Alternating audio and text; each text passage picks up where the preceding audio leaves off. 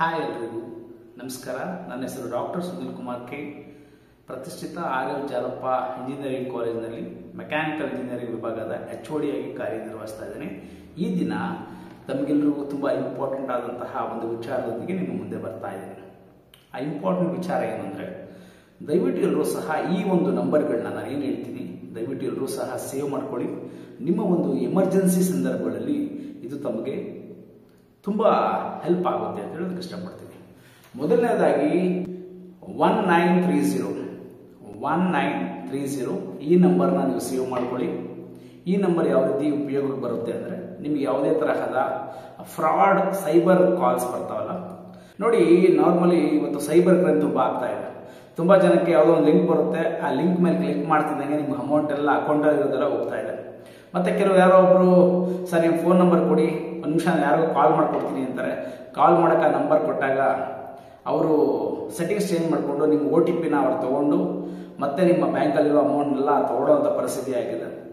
ಈ ಥರ ಯಾವುದೇ ಥರದ ಸೈಬರ್ ಕ್ರೈಮ್ಗಳು ಬಂದಾಗ ಅದಕ್ಕೆ ನೀವು ಆ ನಂಬರ್ಗೆ ಕಾಲ್ ಮಾಡಿದಾಗ ಇಮಿಡಿಯೇಟಾಗಿ ನಿಮ್ಮ ಒಂದು ಏನು ಪ್ರಾಬ್ಲಮ್ ಆಗಿರುತ್ತಲ್ಲ ಅದಕ್ಕೆ ಪ್ರತಿಕ್ರಿಯೆ ಸಿಗುತ್ತೆ.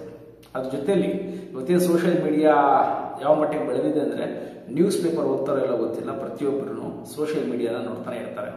ಸೋಷಿಯಲ್ ಮೀಡಿಯಾದಲ್ಲಿ ತುಂಬ ಕೆಟ್ಟದಾಗ ಕಮೆಂಟ್ ಹಾಕೋದು, ತುಂಬ ನಿಮ್ಮ ಫೋಟೋಸ್ನ ಪ್ರೈವಸಿನ ಕಸಿದುಕೊಳ್ಳೋದು, ಫೋಟೋಸ್ನ ಎಡಿಟ್ ಮಾಡಾಕೋದು, ಈ ಥರ ಯಾರಾದರೂ ಮಾಡಿದಾಗ ಆ ನಂಬರ್ಗೆ ಕಾಲ್ ಮಾಡಿ ಕಂಪ್ಲೇಂಟ್ ಮಾಡಿದ್ರೆ ಇಮಿಡಿಯೇಟಾಗಿ ಅವ್ರು ನಿಮಗೆ ರೆಸ್ಪಾಂಡ್ ಮಾಡಿ ಅದಕ್ಕೆ ಸೊಲ್ಯೂಷನ್ ಕೊಡ್ತಾರೆ. ನೆಕ್ಸ್ಟ್ ಇನ್ನೊಂದು 1915 ಈ ನಂಬರ್ಗೆ ನೀವು ಯಾವುದಾದ್ರು ಒಂದು ಶಾಪಿಂಗ್ ಮಾಲ್ಗೆ ಆಗಿರ್ಬೋದು, ಇಲ್ಲ ಶಾಪಿಂಗ್ ಸೆಂಟರ್ಗೆ ಹೋದಾಗ ಅಲ್ಲಿ ಏನಾದರೂ ನೀವು ಪರ್ಚೇಸ್ ಮಾಡಿ ಅವ್ರು ನಿಮಗೆ ಮೋಸ ಮಾಡ್ದಲ್ಲಿ, ಪರ್ಚೇಸ್ ಮಾಡಿದಾಗ ಸಹ ಇದು ನಮ್ದಲ್ಲ ಅಂತ ಅವ್ರು ಹೇಳೋದು, ಇಲ್ಲ ಕಡಿಮೆ ಬೆಲೆ ಇದ್ರೂ ಜಾಸ್ತಿ ಬೆಲೆ ತೊಗೊಳೋದು, ನಿಮಗೆ ಚೀಟ್ ಮಾಡಿದಂಥ ಸಂದರ್ಭದಲ್ಲಿ ಆ ನಂಬರ್ಗೆ ಕಾಲ್ ಮಾಡಿ, ಅದು ಕನ್ಸ್ಯೂಮರ್ ಕ್ವೈರೀಸ್ ರಿಲೇಟೆಡ್ ನಂಬರ್ ಆಗಿರುತ್ತೆ, ಅಲ್ಲಿ ನೀವು ಕಂಪ್ಲೇಂಟ್ ರೈಸ್ ಮಾಡ್ಬೋದು ವಿತ್ ಪ್ರಾಪರ್ ಪ್ರೂಫ್ ಒಂದಿಗೆ. ಇದು ನಿಮಗೆ ತುಂಬ ಇಂಪಾರ್ಟೆಂಟ್ ಆದಂತಹ ಒಂದು ನಂಬರ್ ಆಗಿರುತ್ತೆ. 1064 ಮೂರನೇ ನಂಬರು 1064 1064.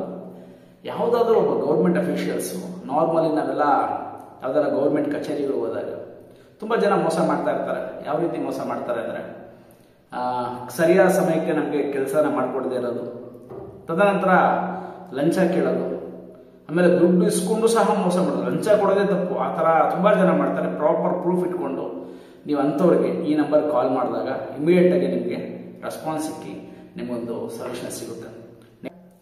1034 ತುಂಬ ಇಂಪಾರ್ಟೆಂಟ್ ಆದ ನಂಬರು.